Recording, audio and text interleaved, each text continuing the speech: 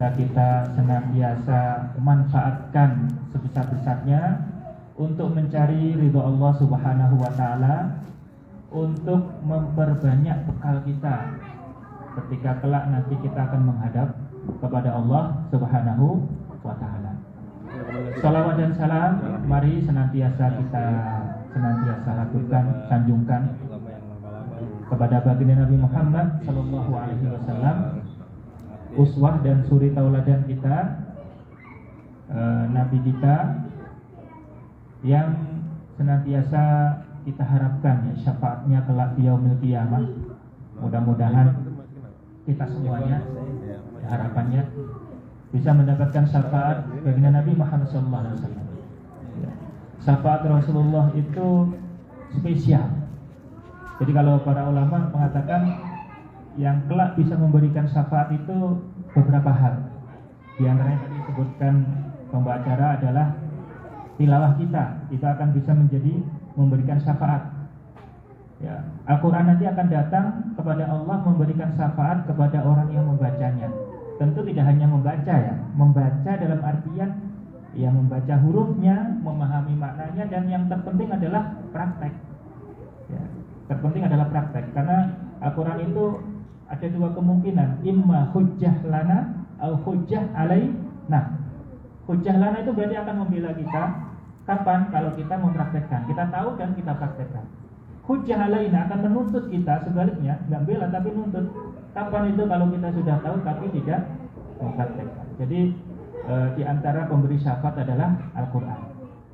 Kemudian amal soleh kita juga akan memberikan syafaat. Anak-anak kita yang soleh soleha mendoakan kita juga akan memberikan syafaat. Para malaikat akan memberikan syafaat. Nah, syafaat Rasulullah itu spesial, yang disebut syafaatul uzma, syafaat paling besar. Ini kapan terjadi? Terjadinya ketika manusia dikumpulkan di mahsyar. Allah Subhanahu wa Ta'ala mengumpulkan manusia dari zaman Nabi Adam sampai nanti yang manusia umat terakhir yang melihat terjadinya hari kiamat. Itu sekian atau berapa juta kira-kira ya, berapa miliar. Kumpulkan semuanya di mahsyar. Dan semuanya dalam kondisi menunggu-nunggu, takut, khawatir. Semuanya ingin segera dihisab selesai gitu ya, masuk surga, masuk neraka sekalian gitu. Jadi saking dahsyatnya hari itu, orang-orang yang sudah pesimis itu udah ini neraka ini gitu ya, udah pesimis gitu. Mereka bahkan berharap udah selesai sekalian masuk neraka gitu, saking dahsyatnya. Maka para manusia ini mereka datang ke Nabi Adam karena merasa sebagai bapak mereka ya, bapak kita semuanya ya. Ini orang pertama yang diciptakan Allah, tentu dekat dengan Allah. Akhirnya datang kepada Nabi Adam minta, wahai Nabi Adam, tolong minta kepada Allah cepat segera diselesaikan urusan ini, cepat segera dihisab, ya cepat selesai gitu, nggak nunggu-nunggu, ngatung-ngatung gitu kan, dalam kondisi yang ketakutan. Nabi Adam mengatakan, mohon maaf saya nggak bisa, saya dulu pernah berbuat salah kepada Allah, pernah membuat Allah murka.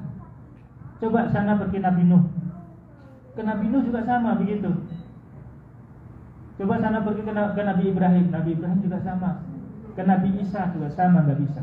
Barulah kepada Rasulullah SAW para manusia ini datang minta supaya Rasulullah datang kepada Allah, minta mohon kepada Allah agar urusan manusia cepat segera dihisab. Akhirnya Rasulullah sujud lama kepada Allah SWT. Akhirnya diperintahkan oleh Allah, angkat kepalamu, minta, akan dikabulkan.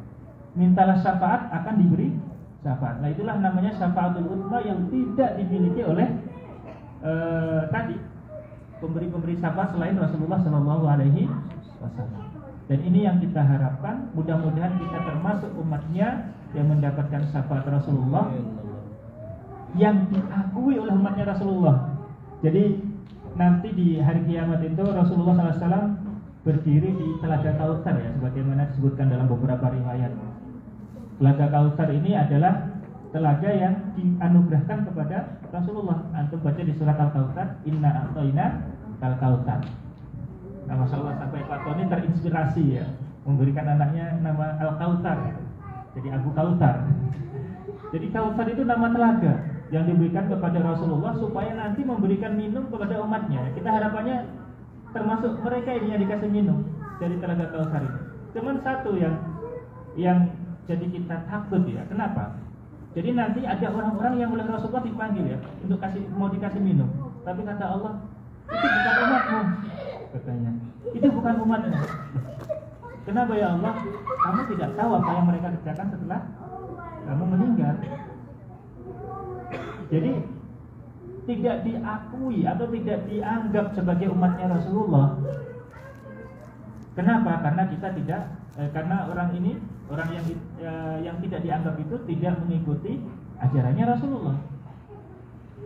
Makanya ya mudah-mudahan harapannya kita semuanya ya, orang-orang yang walaupun mufassirin, walaupun nggak maksimal gitu ya, banyak belepotan ya, kurang di sana sini, tapi mudah-mudahan dengan kesungguhan hati kita, keseriusan kita untuk berusaha oleh Allah disempurnakan, oleh Allah digenapi gitu ya, sehingga kita termasuk umat Rasulullah yang kelak mendapatkan syafaat. Tidak hanya kita, tapi juga keluarga kita semuanya, bapak ibu kita, orang tua kita ya, dzurriyyah kita, keluarga kita, semuanya yang kita cintai itu termasuk mereka yang mendapatkan syafaat baginda Nabi Muhammad SAW, dan termasuk orang-orang yang berbahagia kelak mendapatkan surga. Bapak-bapak, ibu-ibu yang dimuliakan Allah Subhanahu wa taala, ini sepertinya waktu kita juga tidak banyak ya, karena pesan dari idarah jam 11 sudah bersih. Ya, jam 11 sudah bersih. Jadi kita insyaallah nanti sebelum jam 11 kita sudah selesai, dan jam 11 kita sudah jalan insyaallah. Kita insyaallah di kesempatan pertama ini, tadi seperti yang disampaikan, kita tidak langsung masuk materi, karena seperti materi pun nanti kita serahkan ke jamaah ya, nanti gimana, apakah mau melanjutkan yang sudah kita sampaikan dulu, karena kita terakhir membahas kitab apa? Taudhihul Ahkam ya, apa Taisirul Alam? Taisirul Alam ya, Syarah Bulughul Maram. Kita bahas itu kemarin. Jadi Bulughul Maram ini kitab hadis, tapi dalam hadis-hadis yang berkaitan dengan fikih. Jadi kita langsung dapat dua gitu ya, hadis termasuk fikihnya. Kemudian ada sebelum pengajian itu ada dua kelas tahsin dan juga kelas fikih. Akhirnya kemudian kesini kita buat selang-seling ya, sekali fikih sekali tahsin, karena kelasnya dijadiin satu. Nah, seperti itu kalau yang kemarin berjalan sebelum pandemi. Nah, nanti ke depan insya Allah kita serahkan ke antum bagaimana maunya kita, apakah akan kita lanjut ataukah kita kajian fikih, karena kemarin selama pandemi kita belajarnya fikih ya, karena secara online itu juga waktu terbatas, jadi kita cukupkan dengan tahsin tilawah dan fikih saja, kifayatul akhir. Jadi nanti terserah jamaah ataupun pengurus seperti apa ke depan teknisnya, anak ikut aja insyaallah. Bapak Ibu yang dimuliakan Allah Subhanahu wa taala, tentu yang perlu kita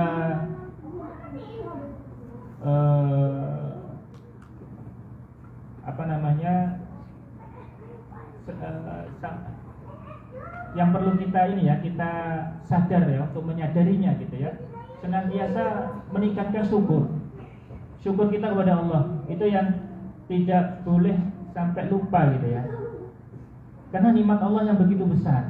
Kita bayangkan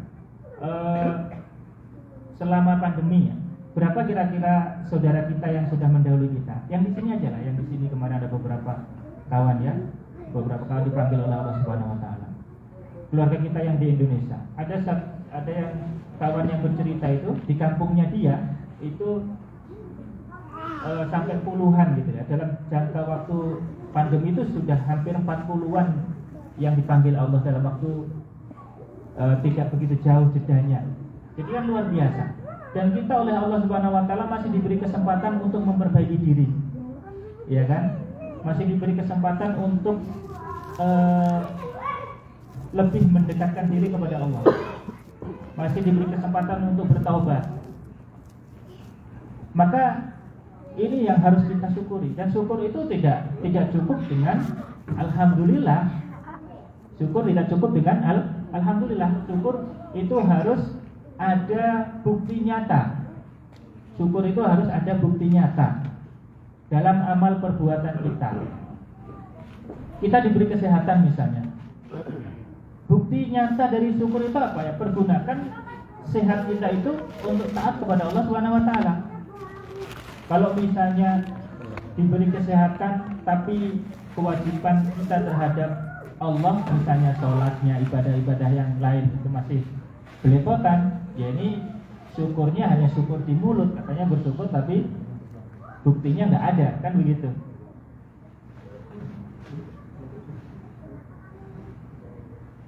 Ini mohon maaf. Ada.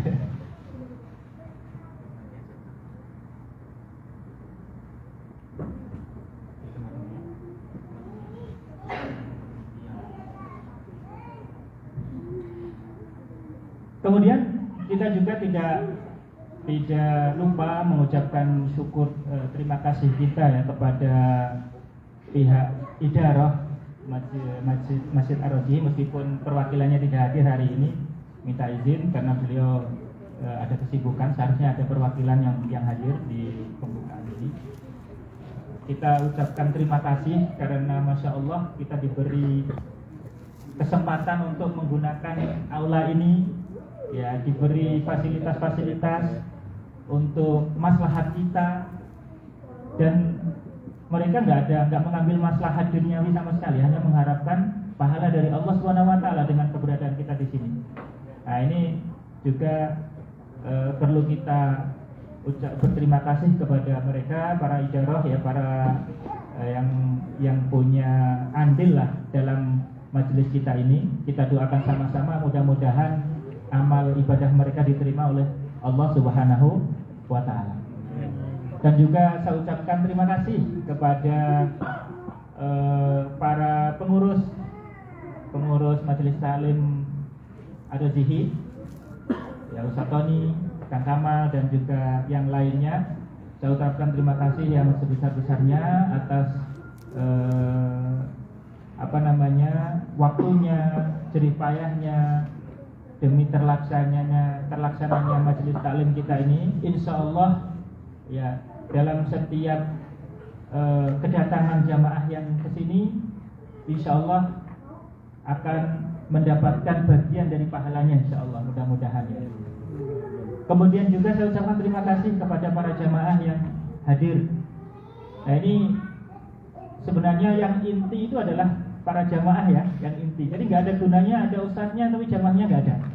Mau ngomong sama siapa? Mau ngomong sama tembok, sama tiang, nggak mungkin. Ya, ada pengurus juga, kalau jamaahnya nggak ada juga nggak mungkin gitu, nggak akan jalan.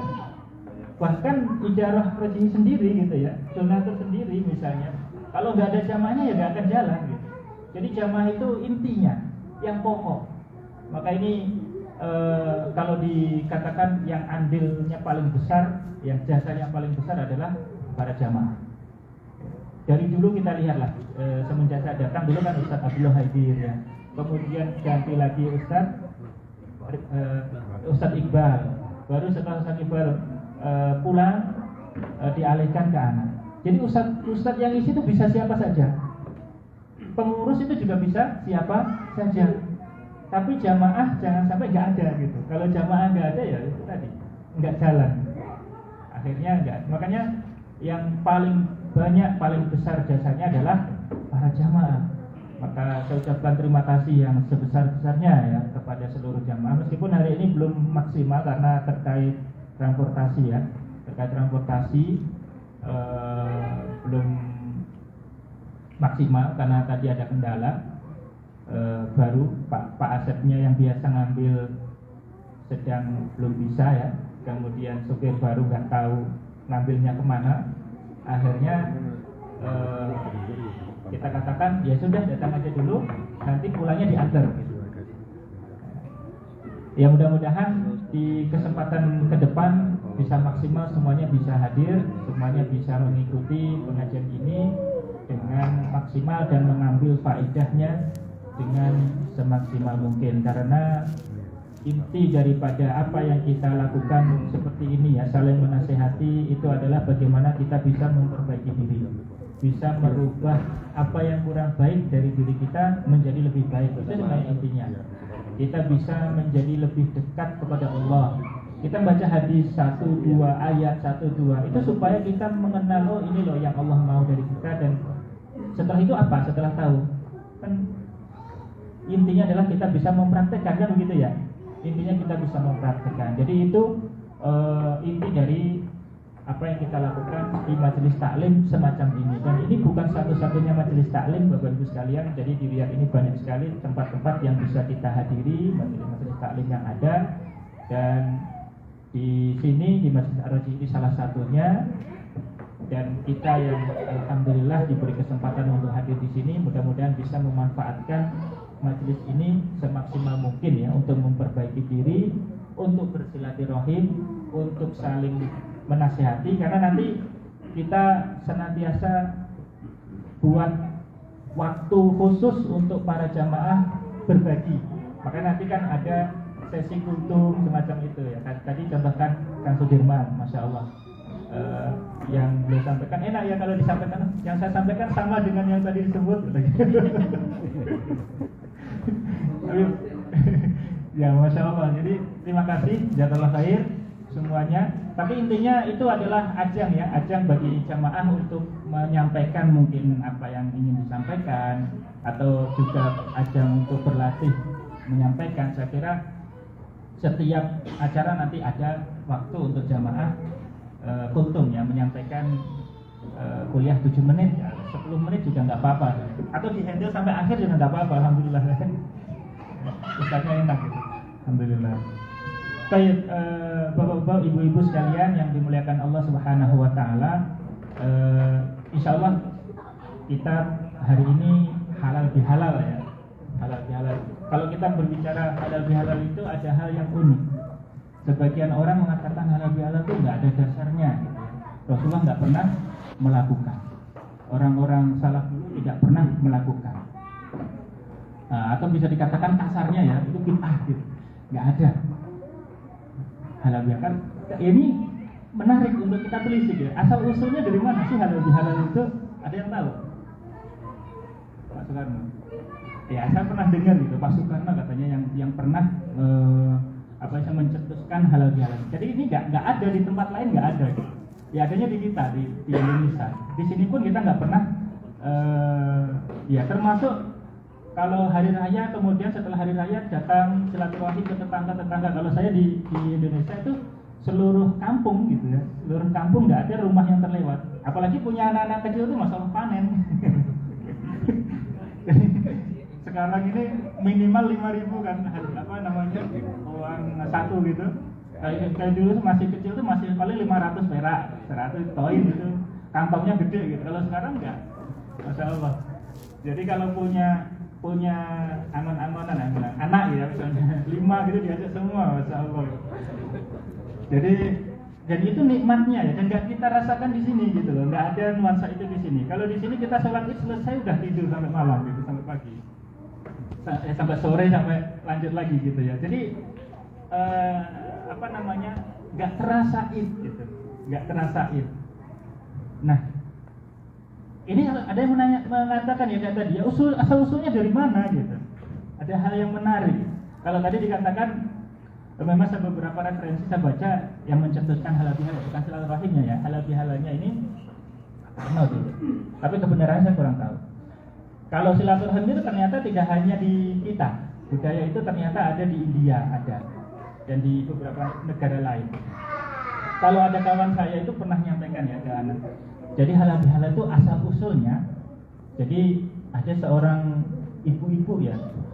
Jadi seorang ibu-ibu kan selama puasa ya. Selama puasa itu puasa. Ada yang selama puasa. Akhirnya pas datang hari raya bilang ke suaminya, halal. Jadi udah halal gitu, udah boleh. Kebenarannya nggak tahu. Jadi ya itu asal usulnya halal bihalal. Tapi ini merupakan hikmah ya, hikmah dari para orang tua kita. para sesepuh kita di Indonesia khususnya. Gimana? Dan hikmah dari para orang tua kita di negara kita ya, apa istilahnya bilangnya itu, kearifan lokal ya. Jadi selama Ramadan ini kan kita menempa diri, memperbaiki diri, hubungan kita dengan Allah Subhanahu Wa Taala, dengan puasa, dengan qiyam, dengan ibadah-ibadah lain, tilawah, tadarus, iktikaf. Itu kan hubungan kita dengan Allah. Ya, kita perbaiki sampai di penghujung Ramadan. Dan Allah Subhanahu Wa Taala telah menyebutkan, ya ayyuhalladzina amanu kutiba alaikumusiyam kama kutiba alal ladzina min qablikum la'allakum tattaqun. Wahai orang-orang yang beriman, telah diwajibkan kepada kalian puasa Ramadan sebagaimana diwajibkan pada orang-orang sebelum kalian, kalian apa? Bertakwa. Jadi tujuan Ramadan itu adalah supaya kita jadi orang yang lebih bertakwa, ngecas ketakwaan kita. Ibarat baterai ya, ibarat HP. Kalau sudah dipakai sekian jam kan habis lowbat gitu ya, harus dicas lagi. Iman juga sama, ketakwaan kita juga sama. Selama setahun kita sibuk dengan urusan kerjaan, sibuk dengan urusan keluarga, sibuk dengan urusan dunia. Di bulan Ramadan itu kaum muslimin dicas lagi imannya, dicas lagi takwanya, sehingga menjadi orang yang kembali lagi fresh takwanya. Tapi ingat, takwa itu bukan hanya masalah kita dengan Allah, ya kan? Takwa itu bukan hanya hablum minallah saja, tapi ada aspek lain, yaitu hablum minan nas. Di dalam surat Ali Imran sebutkan, ya ayyuhalladzina wasari'u ila magfiratin min rabbikum wa jannatin 'arduha as-samawati wal ardu 'iddat lil muttaqin. Disediakan untuk orang yang bertakwa. Wahai orang-orang yang beriman, wasari'u ila magfiratin min rabbikum, dan bersegeralah kalian menuju ampunan Tuhanmu dan menuju surga yang luasnya seluas langit dan bumi. Disediakan untuk siapa? Orang yang bertakwa. Nah, ayat selanjutnya, di dua ayat selanjutnya itu memberikan perincian ya, penjelasan tentang takwa itu seperti apa. Dan yang disebutkan di ayat ini adalah ciri-cirinya. Apa ciri-cirinya? Alladzina yunfiquna bis-sarra'i wad-dharra'i wal kadhimina al-ghaidha wal 'afina 'anil nas. Antum lihat di ayat ini, takwa itu infak bis-sarra' wad-dharra. Senantiasa infak itu dalam artian tidak hanya mesti infak materi ya. Artinya senantiasa produktif dalam kebaikan, memberikan kebaikan kepada orang lain dalam semua kondisi, sarra wa dharra. Ini hubungannya dengan Allah apa dengan manusia? Dengan manusia. Wal kadhiminal ghaid, berusaha meredam marah. Wal afina 'anil nas, berusaha untuk memaafkan. Nah, kita lihat di sini ciri-ciri takwa yang di ayat pertama setelah tadi ya. Itu hubungannya dengan manusia, bukan dengan Allah. Baru di ayat selanjutnya dikatakan walladzina idza fa'alu fahishatan aw dzalamu anfusahum dzakarullaha fastaghfiru lidzunubihim wa may yaghfiru dzunuba illallah wa lam yusiru 'ala ma fa'alu wa hum ya'lamun. Ini baru hubungan dengan Allah. Ya kan? Artinya takwa itu tidak hanya kita dengan Allah. Jadi kalau misalnya selama Ramadan kita memperbaiki hubungan dengan Allah saja, itu belum sampai kepada tahap takwa. Inilah kemudian para orang tua kita dulu. Kemudian muncul, ya saya nggak tahu asal muasal sebenarnya dari mana gitu ya. Kayak misalnya ketika hari Id itu saling bermaafan, ya, mendatangi kerabat, orang tua khususnya kan, pertama kita sungkem ke orang tua, minta maaf ke orang tua, kemudian ke kerabat dekat, tetangga-tetangga, baru tetangga habis nanti tetangga jauh, tetangga desa, nanti kerabat yang rumahnya jauh, bahkan rela mudik ya bahasanya ya, jauh-jauh mudik dari yang misalnya kerja di kota besar ke kampung halamannya, sampai macet berkilo-kilo, sampai sehari 2 hari di jalan gitu ya, untuk bisa ketemu sungkem orang tuanya. Itu dari mana kira-kira? Ya dari ini tadi, ya, hikmah tadi, bahwasanya Ramadan untuk bisa menggapai takwa itu tidak cukup hanya memperbaiki hubungan dengan Allah, tapi juga harus memperbaiki hubungan dengan sesama manusia. Hablum minallah dan hablum minan nas. Baru itu menjadi orang yang takwa. Kalau sholatnya bagus, ibadahnya bagus, tapi lisannya menyakiti tetangga, kata Rasulullah SAW ketika ditanya ada seorang perempuan, ya Rasulullah, ada fulanah, saya punya tetangga fulanah itu rajin sholat, rajin ibadah, rajin puasa, semua amal ibadah luar biasa lah gitu ya, acungin jempol. Tapi kadang-kadang omongannya itu nyakiti, suka nyakiti tetangga lah. Ya mungkin kadang orang itu karakter ya, nggak sadar gitu omongannya nyelekit, gibahin misalnya, ataupun keluar ucapan-ucapan yang menyakiti. Kata Rasulullah, iya finnar, dia di neraka. Lalu kalau tetangga saya yang lain tuh puasanya pas-pasan ya. Maksudnya pas-pasan itu ya hanya sekedar yang wajib-wajib saja. Kalau yang sunnah males gitu, males puasa. Tapi kalau yang wajib sudah ditinggalkan udah kelewat, nggak selamat sama aja. Tapi kalau yang wajib aman lah, yang wajib dilakukan. Walaupun yang sunnah-sunnah berat. Sholatnya ya pas-pasan, maksudnya yang wajib-wajib saja. Kalau yang sunnah-sunnah berat melakukan. Infaknya yang wajib-wajib saja, ya zakat-zakat itu. Tapi yang sunnah, sedekah-sedekah biasa jarang, berat. Tapi dia menjaga lisan, menjaga perbuatan, tidak menyakiti tetangga. Bagaimana ya Rasulullah? Dia fil jannah. Orang seperti itu di jannah. Kita lihat Bapak Ibu sekalian. Jadi ibadah itu, ketakwaan itu tidak cukup kita dengan Allah saja, tapi bagaimana kita menjaga dengan hubungan dengan kerabat, dengan tetangga. Dan ini saya kira yang menjadi latar belakang ya, kenapa kok orang-orang tua kita ya, para dai dulu di Indonesia itu muncul ide silaturahim ketika Idul Fitri. Kan di sini nggak ada, ya kan? Di sini nggak ada. Artinya kalau memang apa istilahnya ada anjuran langsung ya, yang sore gitu dari Rasulullah kan tentu akan diikuti gitu ya. Tapi karena memang nggak ada anjuran langsung, ya hanya diambil dari inspirasi seperti itu, sehingga orang tua kita dulu di Indonesia muncul budaya seperti itu, dan itu merupakan budaya yang bagus ya. Budaya yang bagus. Karena Rasulullah SAW mengatakan ada 3 dosa. Tinggal 5 menit lagi ya. Ada 3 dosa yang azabnya itu oleh Allah disegerakan di dunia. Jadi azabnya disegerakan di dunia.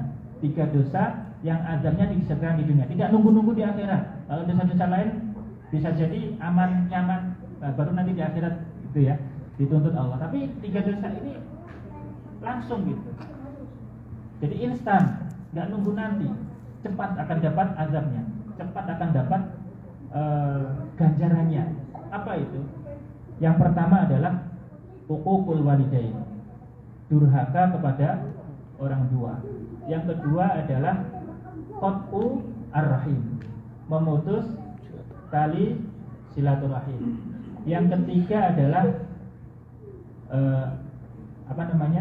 mendolimi orang lain, dosa dolim kepada orang lain.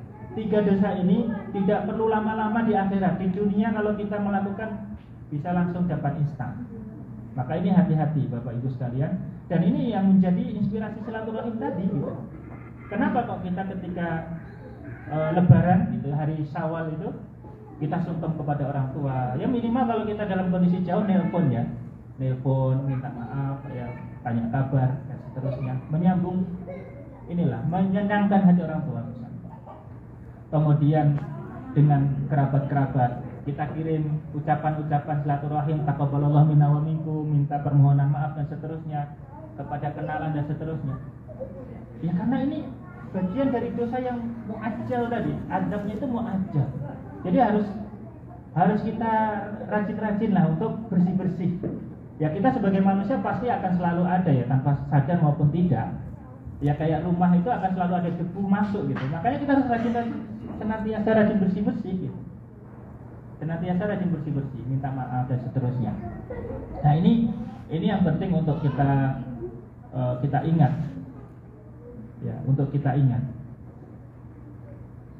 Kembali kepada tadi ya, tiga dosa pada tiga dosa yang azabnya disegerakan ini juga bisa menjadi pelajaran bagi kita ya, pelajaran bagi kita untuk mengevaluasi bagaimana hubungan kita dengan saudara sesama muslim, bagaimana hubungan kita dengan kerabat, bagaimana hubungan kita dengan orang tua kita kalau masih ada. Karena bisa jadi kita selama ini mungkin ada di antara ikhwah atau di antara kita yang merasa kok hidup selalu rumit gitu ya, dibelit masalah. Ada yang merasa seperti itu. Hidup dibelit masalah, hidup selalu ada aja yang mengganjal. Nah, ini kita perlu evaluasi. Jangan-jangan ini azab yang didahulukan. Jangan-jangan ini azab yang disegerakan tadi. Nah, maka kita perlu evaluasi. Jangan-jangan kita sedang tidak bagus hubungannya dengan orang tua kita. Kita sedang tidak bagus hubungannya dengan kerabat kita. Kita sempat mendolimi orang lain. Jangan-jangan seperti itu. Sehingga kata Allah Subhanahu wa taala kan ada 3 doa yang tidak ada hijab antara Allah dengan doa itu. Artinya kalau orang minta langsung dikasih. Dakwatul madlum, doa orang yang didolimi. Doa orang yang didolimi itu Bapak Ibu sekalian, kalau minta kepada Allah disegerakan. Kemudian doa orang yang berpuasa, doa orang yang sabar, itu akan dikabulkan oleh Allah Subhanahu wa taala. Maka kita harus hati-hati.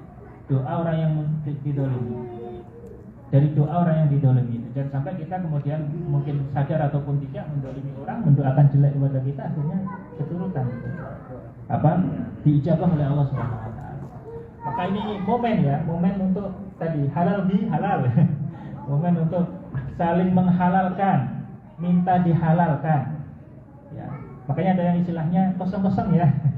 kayak ngisi ngisi bensinnya, terlihat ya Pak, kosong ya, maksudnya sama-sama memaafkan, sama-sama sudah tidak ada beban gitu ya.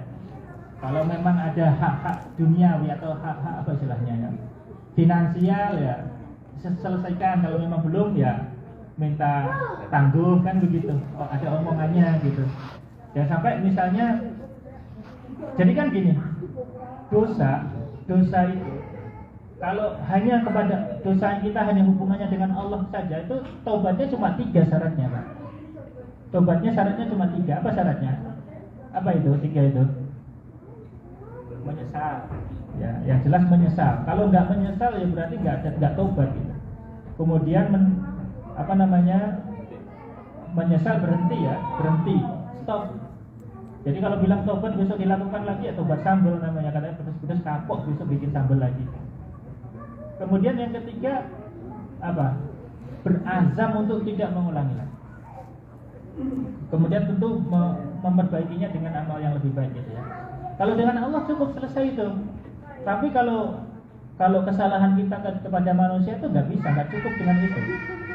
Ya harus datang baik-baik minta maaf. Ya, harus datang baik-baik minta maaf. Kalau belum ya belum. Kalau misalnya itu berkaitan dengan hak adami atau hak manusia, finansial misalnya, ya harus diselesaikan. Jadi udah habis waktunya ya.